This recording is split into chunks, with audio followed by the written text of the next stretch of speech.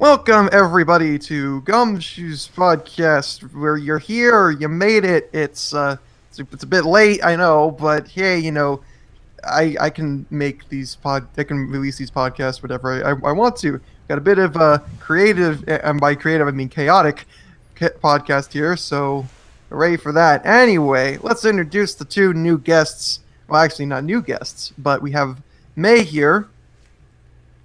Hi. And we have Cad, who is new to the podcast. Say hello. Hi. And what I do waved. you do? I, I I stream on YouTube and occasionally make videos. Well, wait a minute. You make videos? I thought you just streamed. Like, Uh, oh. I thought your meme was that you just streamed nothingness and you get tons of views. Not really. Not really. I've made a video before. He has. He actually makes videos occasionally. Occasionally. Oh crap! Oh crap! Now I feel like an asshole. I'm gonna have to watch one soon. No, don't. Shh. Just don't. Oh well. Oh well. Regardless, it's great to have May back. Since the last one that you were on was also kind of chaotic, so I guess it just kind of comes with the territory. Anyway, there was actually a lot of things, in a lot of interesting things. That was a lot of interesting games that got released this month, as well in August, as well as some interesting reveals. But I kind of want to start off with a big game that came out that the internet just went nuts for, including you two. That's Hellblade. Mm-hmm. So, seeing as I still have not played it, because I do not have a good enough computer to actually run it, what can you tell me about it? Well, it's really different. Like, really different. And it's mainly puzzles and combat. That's it. Just like brutal combat, lots of perspective-based puzzles, and a deep story. May knows more about the story, though. You know, the basis of the story. So, May, do you want to have the spotlight? Not really, but I'll take it. So Senwa is the main character, and yay, female protagonist. But she has schizophrenia, and Ninja Theory's whole thing with this game is they did a lot of research on schizophrenia, worked with doctors and actual patients, because they wanted to do something that no other game who has tried to deal with mental health has done before, and actually give you more of an experience into what it's like to have schizophrenia. So that's why I was all excited about the game. Yay, mental health awareness. And Ninja Theory is kind of awesome for doing that. I mean, Yes. I only know them because of that terrible Devil May Cry reboot that they made. But, that was then. This is now. This is the new Ninja Theory, or maybe it's not the new Ninja Theory, because I've heard they actually are pretty good. They do make pretty good games. I guess there's just whatever. Sometimes you have a bad game. Yeah. Sometimes you have and sometimes you work with Capcom, so it's like, I kind of understand why that became how it did. But when I looked at the game, I kind of noticed that it had a real lack of a HUD, and when I first saw this, I was like, well, it's not anything really that special, as a lot of games now you just turn off the HUD. But then I started to realize, actually, no, this does actually enhance the game a lot. It makes it more immersive because you have to feel how your character's actually doing in terms of a lot of different encounters, like combat and also in the world. Because your character will move differently in certain areas, and that the only feedback you get is from your character. Perhaps that's just one of its strengths. But what I'm actually hoping is that maybe this will, for a lot of players that played this game, to go back to other games and turn off all the HUD and basically experience the game again, but different with no HUD, which is actually really fun. I recommend doing that for the Dishonored games. Just turn off all the HUD options and do that. It's actually really fun. But yeah, it's purposeful. That's the thing. Where a lot of games will just give you the option of if you want the HUD off or not. This game's like, no, there's just no HUD. Mm-hmm. It's on purpose. Exactly.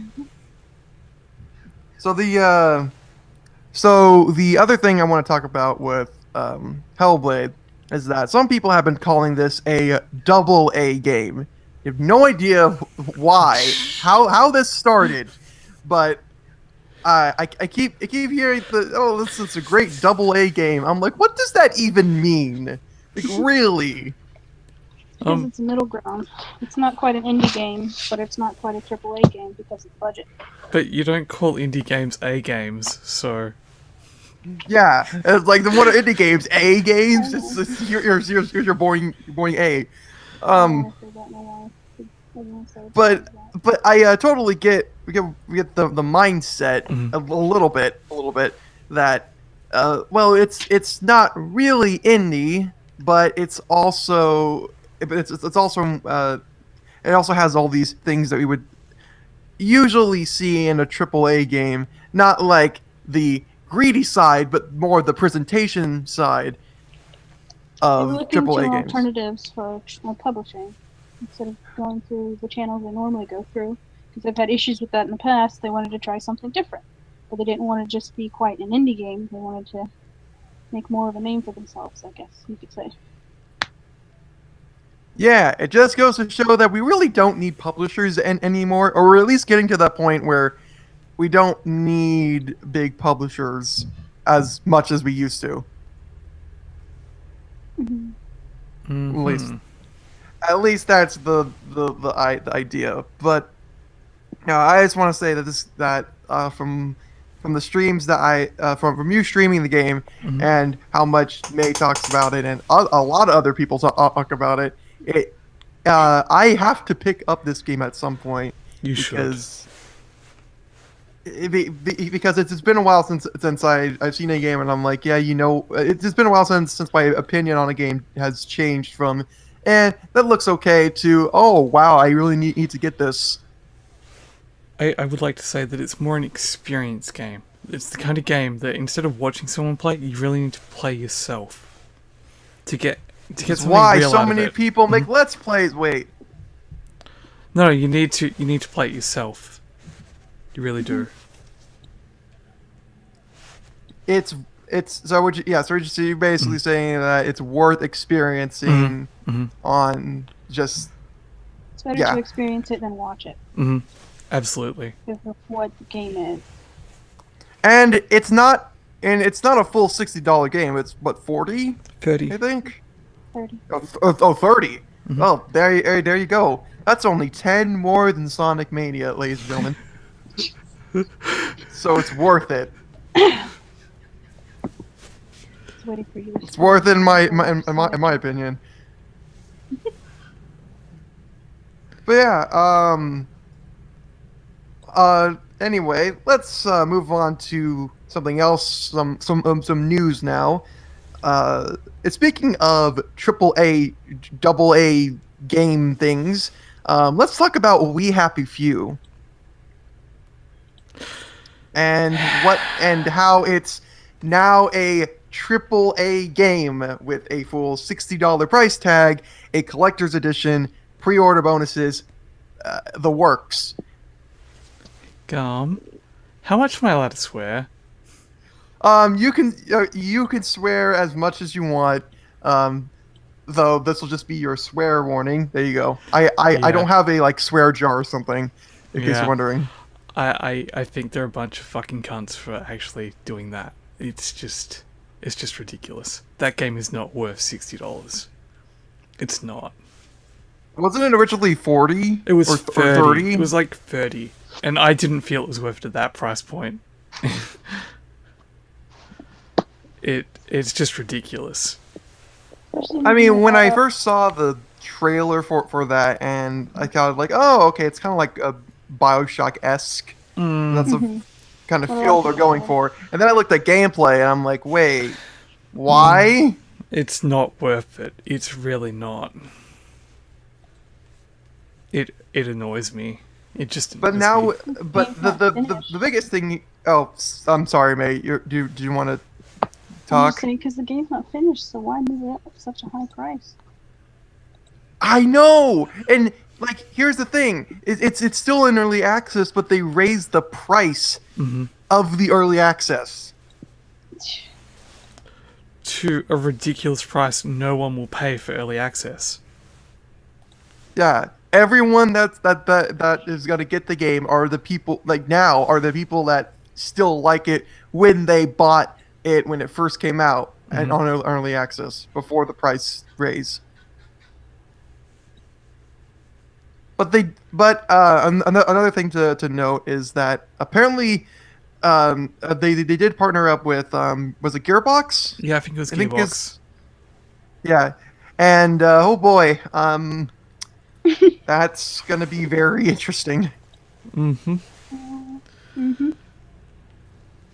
I mean, would you say this is as bad or not? Would you say this is as bad as them wanting to partner up with G2A and then not really realizing what G2A Oh God. did? Oh God. They actually wanted to partner up with G2A. Oh. Oh right, yeah. I didn't know that. This happened a couple months ago, but basically when Bulletstorm, whatever the enhanced edition was going to come out, they're going to do a special deal with G2A, and they had it all lined up. People were like, "What are you doing?" And apparently someone at Gearbox was like, "Wait a minute. I thought G2A was a great company." He read all this stuff on G2A, and he's like, "Oh no, we're going to pull out if you don't change your ways, G2A." G2A never responded. They pulled out. All happened within a week. Jeez. It was amazing. Yeah. I would say this is actually worse somehow. Yeah, because they're ruining a good game. Well, an okay game. They're making it worse. I don't even know how that's possible. Well, doubling the price point to enter the game, like, to enter a not even finished game. it's insulting. It's a little bit insulting. Especially to people who like trying out early access games. You know, no one's going to pay that for an early access game. Just like, oh, I want to try that. No. Oh, but don't you want the collector's edition that comes with the mask? The collector's edition doesn't come with the game. Oh, wait, what? The collector's edition does not come with a copy of the game. That's an EA move. That's not a Gearbox move. What the heck? I got an email from them doing? offering me the collector's edition, and they were like, it does not include game. I was like, oh, wonderful. It's just stuff. Yep, just stuff. Yep. The point of the collector's edition is so you get the game as well. If you don't get the game, what's the point? Oh, well, obviously you already own the game. Oh, yeah. You see, what they don't know is that the early access version is actually the full game. Oh boy. Though it doesn't have microtransactions yet. So we'll see how that goes. So, May, what's your experience with We Happy Few? Watched one or two Let's Plays like when it first came out, and then listening to friends talk about it, like rooms. And I think, in Cads, I think you streamed it, right? Nope, I don't own it.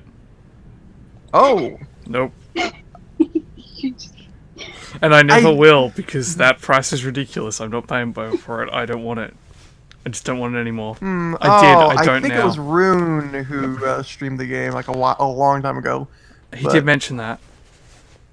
Yeah. And then that was my first time like actually sitting down and watching someone play it. I'm like, why would anyone play this? I mean, I got why it was in early access, but I'm like, okay, if they make a complete 180, then I might get the game. Any interest I had in the game is just gone now. Yeah. It's way too much to even. It went from mildly interesting to not touching that with a 10-foot pole. Nope. Because I would have bought that on a reasonable sale, just to have a bit of Yeah, fun with. like on the first Steam sale or something where it's like half off. I totally would pick that up. Now, if it's half off, I'll still be like, nah, it's not worth it. If it's half off now, then it's regular price. Yeah, I'd need to find it for like 75 to 80% off, and then go maybe. Well, you see, that's what G2A's for. This is the only time where G2A. No, I'm not gonna even say that. But yeah, it just kind of also comes with the whole AAA type mentality where it really does have its own culture now. It's like, oh, if you're a AAA game, then you have to have this collector's edition, you have to have this pre-order, you have to have the $60 price tag. And then I look at, Hellblade, and it's being a AA game. It's like, it's two polar opposites. And the real kicker is that Hellblade's 30, and We Happy Few used to be 30. I also don't like how they keep jacking up the price of early access games. When they're getting closer to release, they're like, "Oh yes, let's just jack it up. We're doing well." Or what game was it? Ark Survival Yeah, that $60. released DLC. Ark is now Like $60 DLC for. But in early access. Didn't they release DLC for like early access? It's $20 for that DLC. Why? Yeah, you don't do that. That's something you do not do. That's. Oof. I have to say that with that DLC, there's actually better content on the community, like on the workshop, than the DLC they released for money. This is the problem. That's sad. Yeah.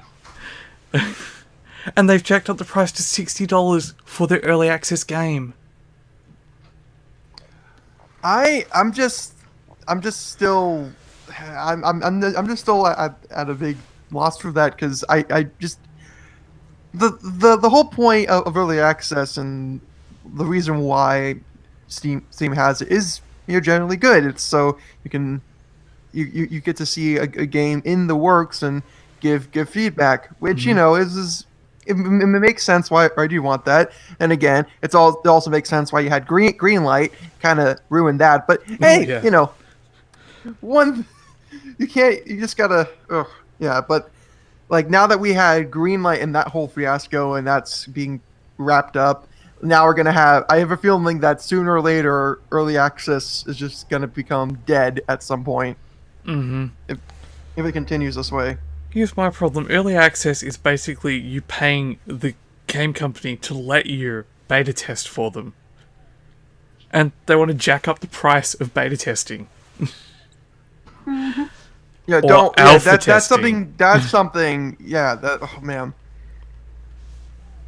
I am fully against that. Like, if a game comes, it's like, no, it's originally $15, now we're gonna jack it up to 30. Yeah, I'm just no.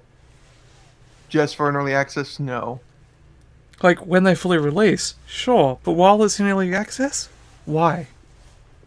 It's greed. That's all it is. It's like, listen, okay, if you want to be EA, at least at least wait until the game's fully out. All right. Anyway, enough bashing on We Happy Few. Let's bash on Shadow of War. Or as I call it, Shadow of More Money. Okay, actually, now Jim Sterling's gonna sue me for using that. I'm sorry, but it was just that was a great pun. But yeah, Shadow of War has microtransactions and loot boxes. Okay, so I've read about this. I read about it, and I'm okay with it the way they say it. Like, I don't care so much if you can get all the stuff you can get from those loot boxes in-game by other means. Like, if that's the way it is, like they claimed. If there's stuff that you can only get in those loot boxes, then I'm not okay with it. That's my stance on that kind of thing. If it just makes it quicker for some people to get stuff, I don't care. It doesn't affect me. But, you know, if it's special stuff you have to buy those loot boxes to get, that's annoying. I think what it is it's kind of like that. From you have the you like theoretically everything you get from these boxes you can get in the game, but what they're probably going to do is make the loot boxes a better alternative because getting them in the game requires too much work and effort. Because then there'd be no incentive for loot boxes. Exactly. So, I mean, it's kind of sad that once Overwatch did the whole loot box thing, now like if games gonna have microtransactions, it's like, oh, let's have loot boxes because why not? But that can really hurt your game. Oops, about my mic. But yeah, but really that can hurt your game a lot. It Makes becomes completely unbalanced. It becomes a problem when someone's like, well, the grind to get this thing that I'd like is too much. I don't want to play the game anymore. Yes. Yeah, and it's like, well, and I don't want to buy.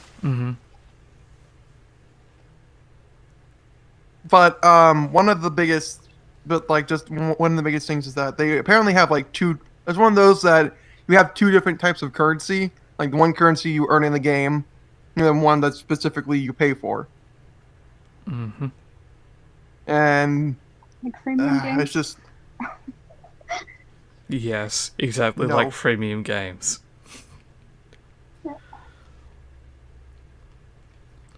it's Clash of the Clans, but just with Lord of the Rings.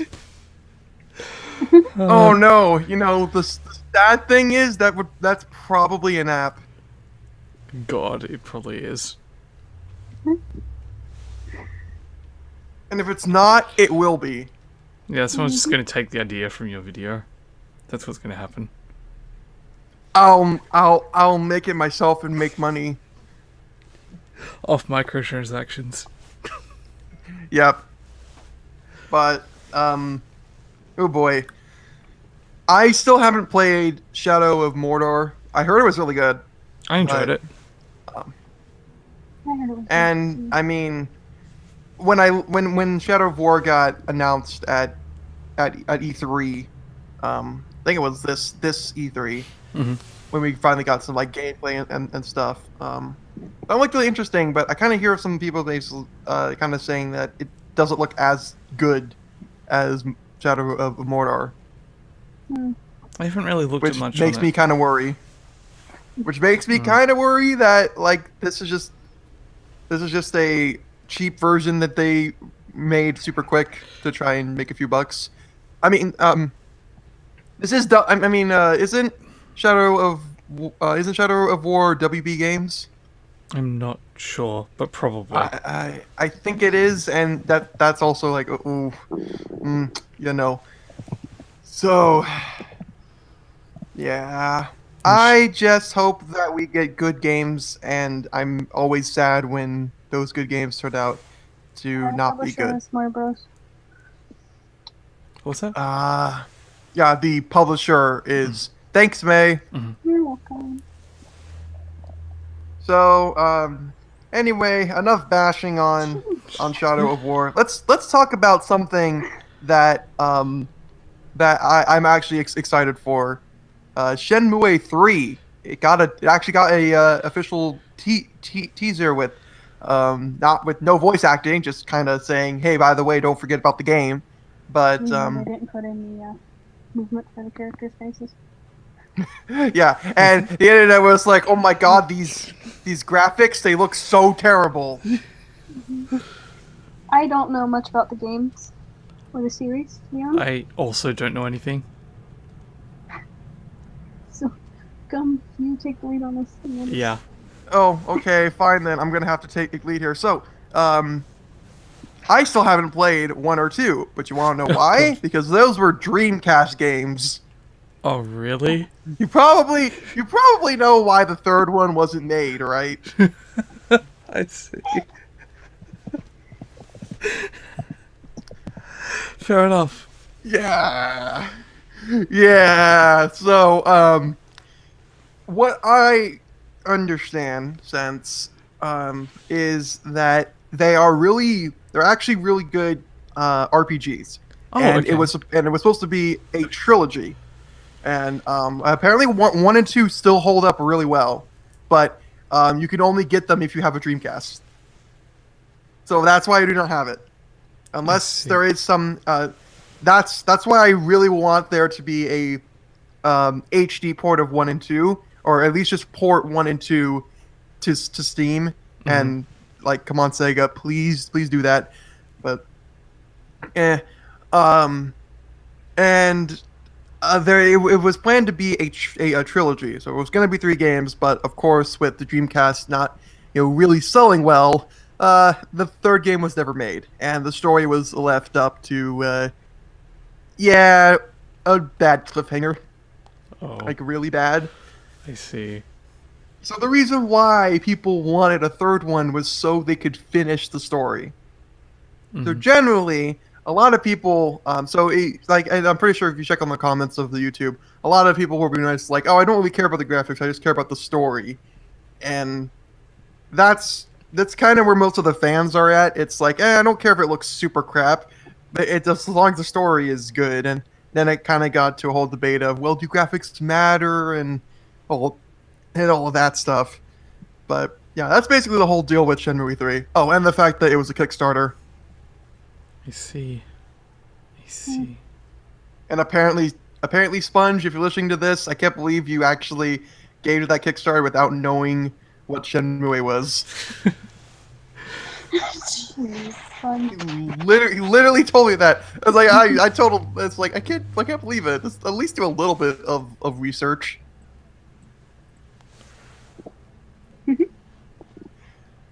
But yeah, that's the whole deal with Shenmue 3. But this does open up a bigger discussion. What I really want to talk about is, do you think graphics matter? Depends on the game. It does. It really does. Sometimes it's part of the gameplay. But for a lot of games, story or game mechanics are more important than actual graphics. Depends how important to the game the graphics are. Basically, it depends on if the presentation it needs to be either convincing enough to where with that it enhances. Like, I guess I could say, not really the best comparison, but if you look at Final Fantasy VII, its original cutscenes to whenever we're getting that remakes cutscenes are going to be very, very different. And the presentation, it might actually make some of those more emotional scenes from the original game even more emotional. It could. We hope. We hope, if we are getting that game. Now, it is possible, though, that they could totally ruin it as well by remastering it. Because you lose the nostalgia by changing it. Tell that to Sonic fans. But yeah, I am in the boat where I think it just really depends on the game.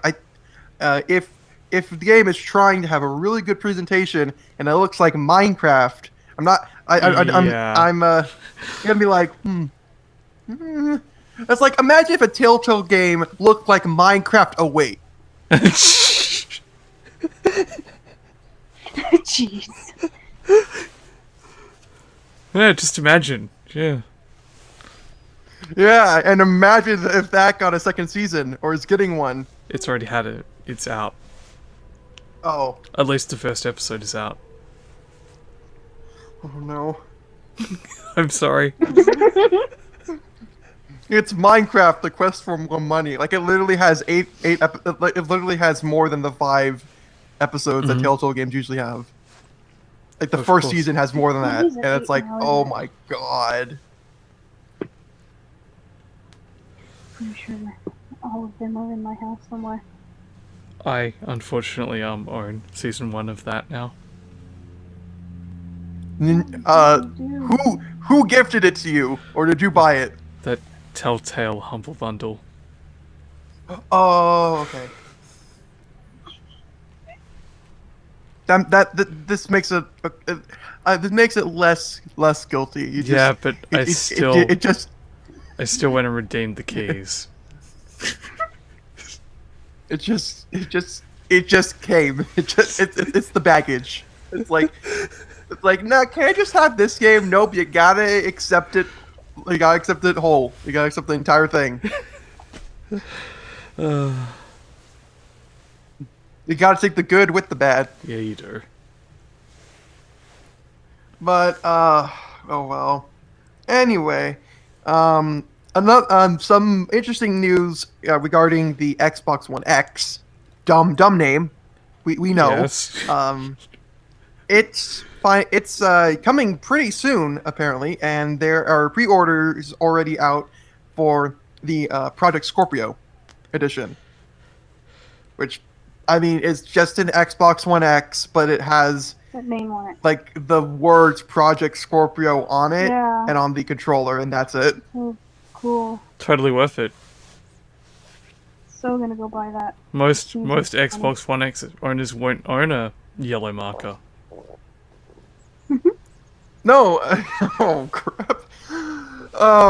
But the biggest selling point of the Xbox One X is that it's the most powerful console ever, Which is pointless. and it's pointless when you consider it with the PC. But I do want to say something that Rune brought up, where at the price that it's asking for, which is I think it's like 400 or something. Think about it. You're getting a pretty decent PC. Oh, yeah, but the At the problem price. is it still only runs the same Xbox One games. Like, it's got the games that are designed to run on Xbox One with lower specs. So, what do you really get out of it? Mm-hmm. Like, you get The point 4K, is that it's supposed but... Yeah. The point is that it's supposed to actually upscale them. I'm not convinced by the need. Because, and of course, there's also going to be games like Sonic Forces that are gonna take advantage of the 4K. Which I'm saying why, but yeah, okay, whatever. Minecraft is going to use the 4K as well. There you go. Yeah. That is not a joke. Yeah. Yes, That's I literally know. not a joke. It's going to use the 4K. The only thing 4K Minecraft, everyone. Yeah. Now we can really see the squares. The only thing that mildly piques my interest with that is that it did mention on Xbox's website that it's bringing back a lot of the original Xbox. Well, it says it's bringing back Xbox original games. But Okay, I so couldn't find yeah, I couldn't find a what the list, deal- so I don't know what games would be available. So that's where I'm a little iffy. So May, they announced this at their E3, but basically they're gonna bring backwards compatibility to original Xbox titles. Hmm. So now your Xbox One can play 3 generations. Which is pretty nice. Because I missed some of those old games. What I'm not 100% sure on is if the Xbox One X is the only console that will have the original Xbox compatibility. It shouldn't, but I'm not 100% sure. But I think that that's super cool. Yeah, But that's just me. So yeah, you know, it is cool. I'm a console peasant. I don't have a good PC. So, Which is why we have you, Cad, because you're here with the good one. You're the only good one here. I do have to say though, the Xbox One X, I did look at the specs, and it's got like 12 gig of video memory. That is insane.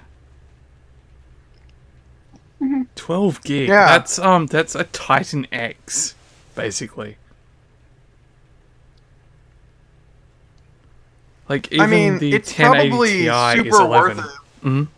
I mean, I think it's super worth it if they were gonna do some, because I think they're gonna do something where if you have a Xbox One or Xbox One S, then you can trade that in and basically get the upgraded version for like a super reduced price. And it will be good. Then I would that say might it's be totally worth it for that. Yeah, then I would say that's completely worth it. Also, that console there, like based on the specs, will be great for VR in the future as well. Which is what they're hinting at. Not right now, but in the future. Because that is a hefty piece of machinery. So yeah, it's the most powerful console, but maybe in like 5 more years we'll get another one that's more powerful. It's the most powerful, but I'm not sure it needs to be as powerful as it is right now. However, we'll see how it does in the future. Yeah, I'm gonna get my eye on that, especially when VR gets introduced, because I know VR is something that the Xbox One will have. But yeah, anyway, let's move on to another topic, because I'm good at segues. Something interesting that got announced was that there's going to be... Okay, this is really weird. Came out of complete left field for me, but the Final Fantasy is going to have a crossover with Assassin's Creed and like a free DLC thing. I don't understand that either. And it has Altair, and it's just really weird. Final Fantasy It's really what's weird. going on. This is no. I don't actually know anything about Assassin's Creed, so I'm gonna bow out. Just think history. That's a, American history. yeah, it's Or not American just history, but world history. Jesus. I'm sorry. Also, which Well, Final Fantasy no. game is that for? The newest one, 15. Okay. I don't... It's free DLC, which makes me realize, okay, why? Because people don't want to pay for it. No. Because no one's gonna buy this.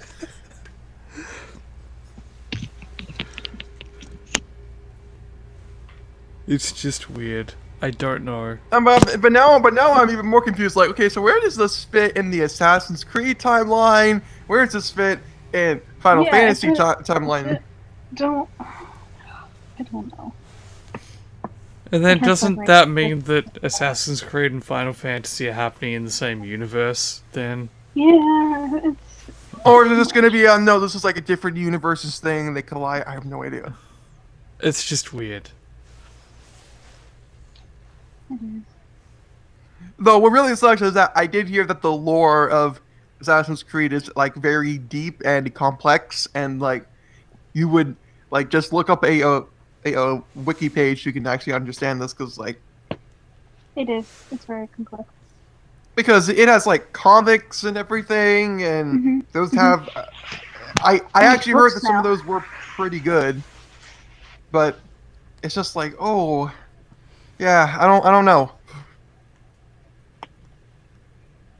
I used to think Assassin's Creed was actually super cool, and then Unity happened. I still love it. And yeah, but in all honesty, I just want to see where the heck this will go. I'm glad it's free, but I mean, wow, a Final Fantasy and Assassin's Creed, that is polar opposites. Hey, okay, like I just want to see who pitched that. Who was on the elevator ride? Who pitched that? I don't know. That'd be interesting to find out. It's like, dude, I know what we could do. We'll put Assassin's Creed in with Final Fantasy. That makes no sense. Yeah, I know. Then they both got high and were like, yeah, you know what? Let's do it. Mm-hmm. It's weird. Mm-hmm. It's really weird. But hey, that's okay, because weird things are okay. Sometimes, not all the time, and that kind of blows. But hey, do you want to talk about something else that's pretty weird? Okay. Sure. Okay, so Far Cry, Mm-hmm. Mm-hmm. like, and it, well, and when I mean Far Cry, I mean more of the original Far Cry, where it was, I mean, kind of like that. Well, apparently, there is a new RPG game called Biomutant that's from ex Far Cry people, and it's kind of interesting, but I'm not gonna say I'm super excited for it, but I don't know. I recommend Character. I recommend a lot of people looking this game up, and I'll put a link to a IGN kind of interview demo thing that they did, so you can watch that. It will give you some good insight on the game, but in essence, it's It a looks pretty. Holy shit. yeah. In essence, it's a really cool looking game where you create your own little animal. It could be whatever you want it to be, I guess. Wow. And it's kind of got this whole theme of like machinery, and it's post-apocalyptic. So you got the nature and machinery conflict there, and apparently the post-apocalyptic world, it wasn't a nuclear bomb, but it was oil that spilled all over, and that's what created the world, or something like that. I love Kung Fu Fable RPG. That's just those three things together. Kung Fu Fable RPG. Oh yes, with furries. Actually But sounds it kind looks of fun. really cool. It Yeah, does. I know. Thank It you. looks pretty good, but I'm still a little bit skeptical because I don't know that much. It looks very, very, very promising, and it is something that I'm going to be keeping my eye out for, especially. And yeah, it is actually coming to consoles as well. So Yes. hooray for that! Yay. Yay. Yeah, there's like There, nothing. the footage from the IGN thing is actually from the Xbox One version. I'll have to watch it later. It does look very interesting. But yeah, just really wanted to bring that up as something to something to everyone that's listening right now to look up and check out that video that I put in the description, and it might be just what might be your cup of tea, and might not be, but it looks really, really cool.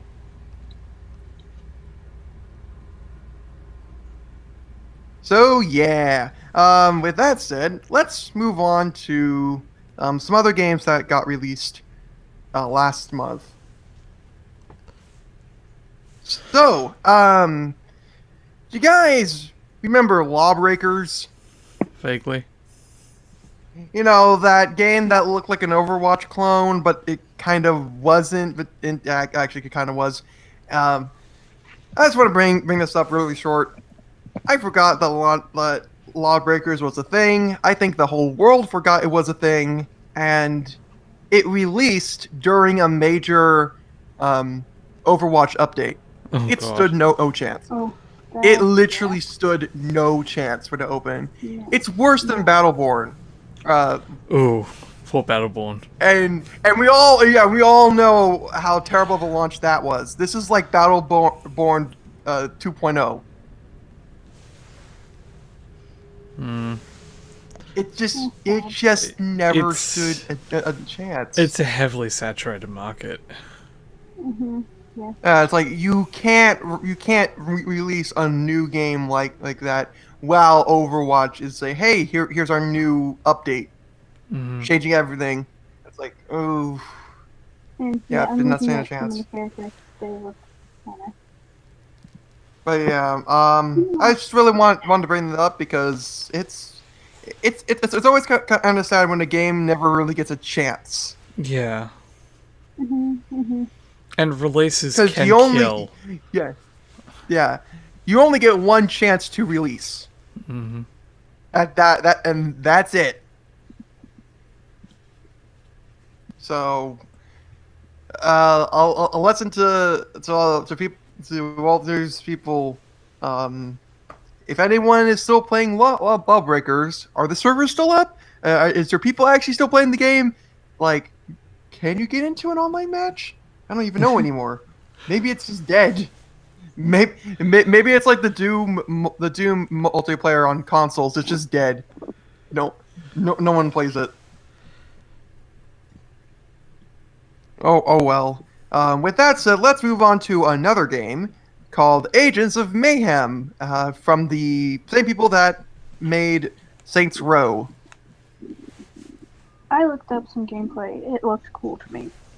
It's basically okay. So, Cads, do you know what Crackdown is? No. See, and I know Crackdown. Okay, and Mayhem's Crackdown. Crackdown is actually a Microsoft IP. Mhm. So it's Yes, strictly Xbox. It's strictly Xbox exclusive. They teased a third game a while ago. Still don't know if that's. I don't even know if that's coming out Yeah, anymore. I'm But not keeping my basically, hopes Agents up. of Mayhem is a take on Crackdown, and though it's made by the people that made Saints Row, so you can kind of see what they're getting at, and it's gotten pretty, I'll say, lukewarm reviews and reception. Most people are Yeah, saying it's okay. Some people probably really like it. It's just the general consensus is that it's an okay game. Mm-hmm. I saw it looked pretty cool. Like, I like that there's so many different characters, and then with those characters, they get their own story missions. So you get to learn more about the character as you play the game, which is really cool. There's not a lot of games do that. Like, Overwatch releases their little videos and stuff, but you don't. That's like the only way you can learn about character, Yeah. not through gameplay, which is what this game is going to have, Mhm. which I think is pretty cool. So yeah, this is something that I when I first saw the trailers, I was like, I don't know if this game's gonna do well, and then sure enough, it got pretty mixed reception. I think it still did well financially. I'm not 100% sure. I'll have to look up the numbers later, but I did when I saw that it was from the people that made Saints Row, and I saw they're putting GAT in, and apparently there's a lot of callbacks to Saints Row. Kind of got to this point of I hope that they're just not milking the nostalgia, and that's the only reason to get it. But I hear it's very fun. It might actually be something I probably will pick up, maybe on a sale if I find it for cheap. I'll Yeah, I probably look pick it into it up. too. Yeah. It doesn't look bad. It's another meh game. It's although I only really wanted to bring it up because if it's a meh game, that probably means it's gonna be forgotten soon. Mm-hmm. Hmm. So, you know, might as well try to say, hey, don't forget about this game. Anyway, Sonic Mania also came out, and that was pretty. That was a pretty cool thing, That's all you I done. think. I've never heard of And it. What is it? oh, so basically, it's like this blue hedgehog thing, and it kind of moves fast, but it doesn't go all that fast because going fast is really dangerous and stuff. Okay. And yeah, that's pretty much it.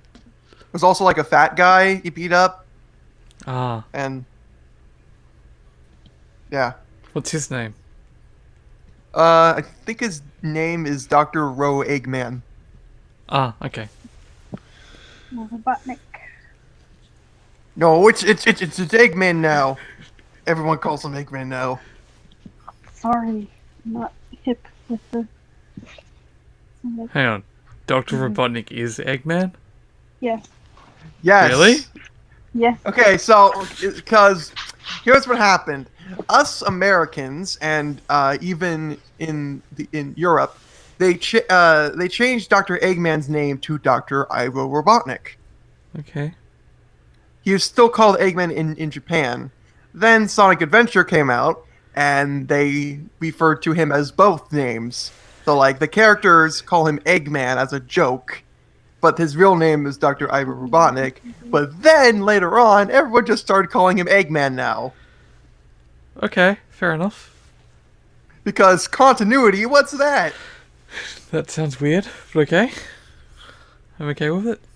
I thought they were two different characters. Nope. Fair enough.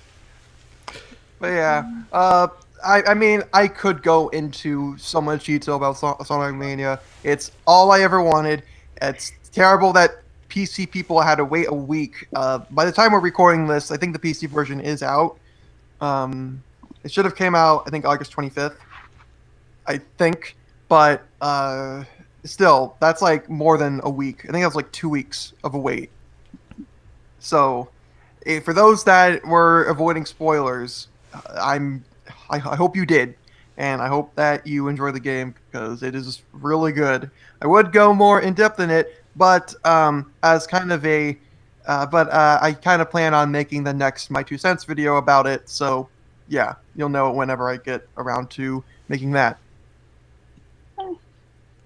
Yee. All right. Anyway, let's wrap this up with one last thing to talk about before we get into questions, and that is Uncharted: The Lost Legacy. Mm-hmm. So, what do you both know about Uncharted? I know nothing. Go. Ah, Go. Jack and shit, just like me. Well, we talked about it last time on the Stream Fresh. Didn't know much, but from what I've seen, I don't know much about Uncharted at all, but it looked interesting. Yeah, it looks kind of cool. Isn't that just male Tomb Raider? I like Tomb Raider games. Oh, no, wait, except that Uncharted Lost Legacy, the main character is a female, so it's female Tomb Raider. Wait. So it's just actually Tomb Raider. Yeah. So it's just Tomb Raider, except that it is getting 10s out of 10s, and oh boy. I'm interested, but I can't play it because it's on a PlayStation. I know. It's just like, are you kidding me? You can't. It's like the one reason why I would actually want a PS4 is all those exclusives that are really good. Mm-hmm. But yeah, and I wish I had more to say about Uncharted, but I do keep saying that it's getting a lot of good reviews and such, and this kind of makes you wonder, like, when is Naughty Dog gonna release a bad game? Mm-hmm. Like, listen, I know it might be, I know probably everyone's like, why would you even ask that? But I mean, not most game companies, they're gonna, like, even the ones that have a lot of great hits, they also have a lot of good, a lot of bad ones too. Mm-hmm. And the thing is that I kind of don't want Naughty Dog to think that they're like the best because all their games get 10 out of 10s, which apparently in most of the interviews with them, when people like bring up Crash and stuff, they're like, oh, we don't really like those, like that was our past Naughty Dog. We're so much better now without Crash. We don't need Crash. In some interviews that I've seen, there's kind of like this perception of, well, we are Naughty Dog and we make 10 out of 10 games, and I kind of just am like, I hope that they just don't get into that mindset where they become too prideful and Ugh. Hmm. I mean, it's really great that they're making great games, but it's also you gotta realize, When is it? okay, When is when it is gonna this end? gonna, when are they Mhm. gonna slow down? I guess I don't know. It's a hypothetical thought right now, but yeah. So with that said, I know this was a bit of a short podcast, but that's okay. I wanted this one to be shorter. I'm trying to make these a little bit more shorter and trying not to go too off tangent and stuff like that, though. Kind of end up doing that a lot. But before we leave, there is, of course, the questions. We didn't get a lot, but that's okay. Um, we have Rush here saying, what is our favorite art style? I think we'll start with the guest first for this one. So, May, you want to start?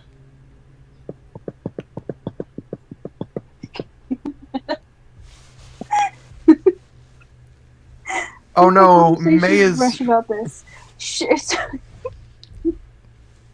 I myself favor traditional art style because that's what I'm good at, and I like don't have a unique art style, but I am a big advocate and supporter for people that do have their own unique art styles. If that makes sense, I don't know.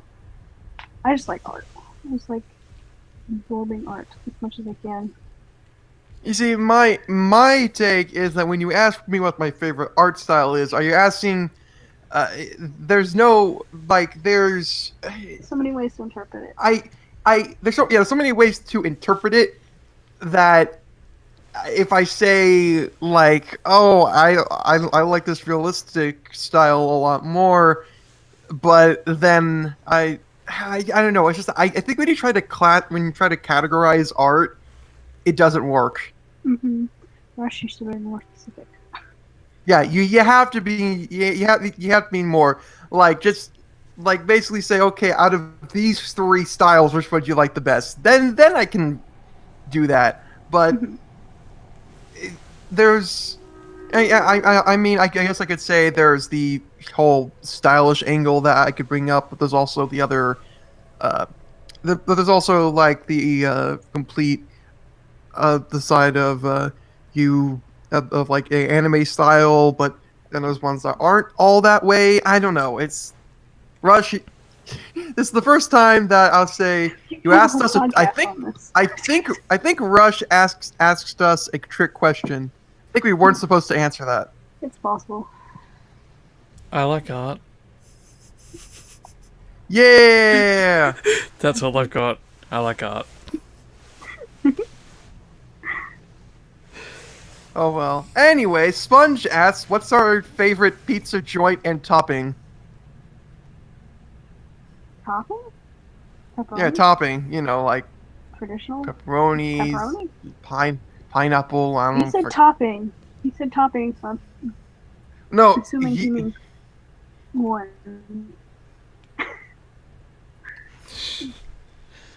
Sponge. Okay, so we are so far. Oh, okay, these questions, really. This is what you got.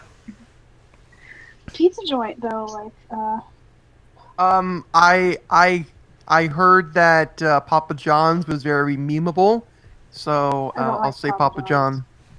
I'll go for Domino's. it's because you have good Domino's over there. How Yeah. about that Pizza Hut? I like Pizza Hut. I Pizza personally Hut like here, not so much. Pizza Hut. Oh, you're right. So okay, so Or I actually- bet that the Domino's where you are tastes a lot better than where I am. It doesn't taste like Yeah. old shoes. If I had to pick a favorite, I have to pick Sbarro's. Sbarro's Pizza. It's best pizza today. Best pizza.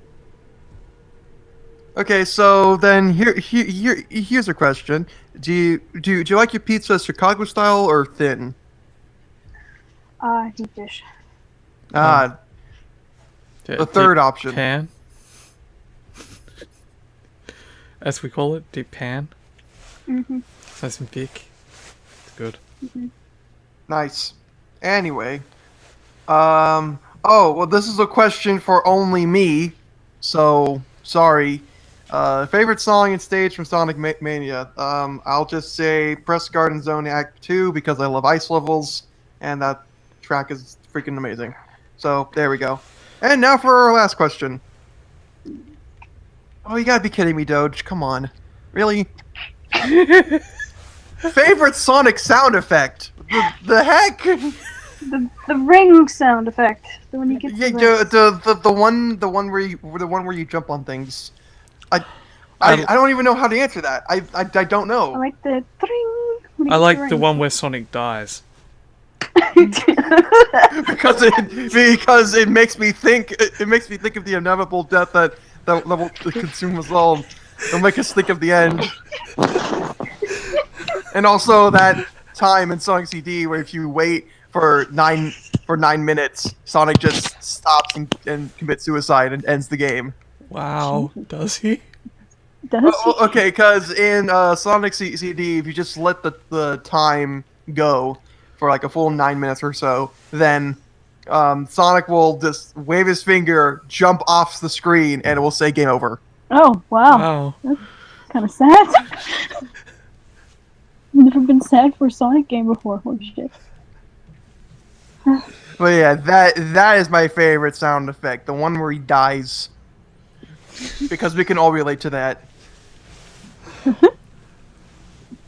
Guys, I'm serious. Sonic is just a metaphor for the human condition. Okay. No. Okay.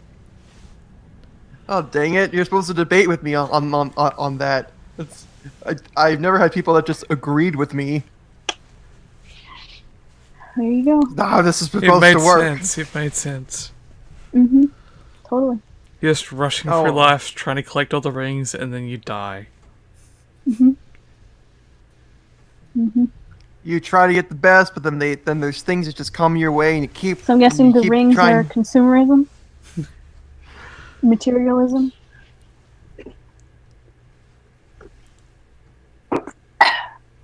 Different stages of life. Look like, or is that Ooh.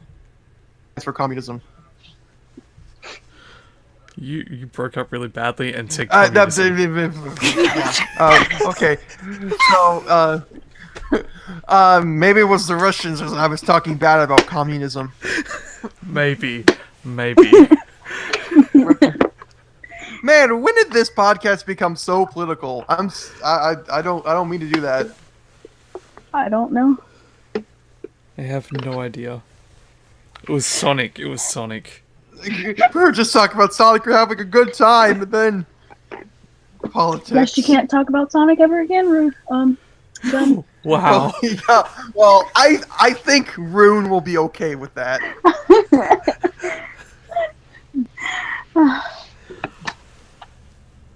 Well, this is so great. We're basically just throwing insults at people without them noticing. Don't worry. Don't worry. He won't know. Unless he watches this far. Uh-huh. He might. Oh well. Oh well. With that said, folks, let's just go and end this podcast already. This was the big, super chaotic podcast that happened. But hey, who cares really? Because it's all about having a good time and, well, talking about Sonic. And like I think games are a part of that, but I'm not sure. Yeah, whatever. Anyway, I want to thank May and Kat for joining me. Make sure to check out their channels and Twitters in the description because Not my channel. it's good. Nice channel. Best channel. Yes. Yo, seriously, you have to check out May. She makes like amazing content, and she also gives us like tons of support, which is like the best thing ever. Mm-hmm. But yeah, make sure to follow them, and also check out CAD streams because that black screen of nothingness is like the best thing to watch. I'm not joking, dude. It really is. It's another thing that makes me think of the eventual end. That's what I go for. That's what I go for. Yeah. Just want to thank everyone for coming. Thank you for watching. And Thanks I- for having us. I hope you didn't laugh. I hope people are still listening. I don't know. I don't know anymore. Oh well. This bit is getting really tiresome. So goodbye, everybody. Bye. Bye.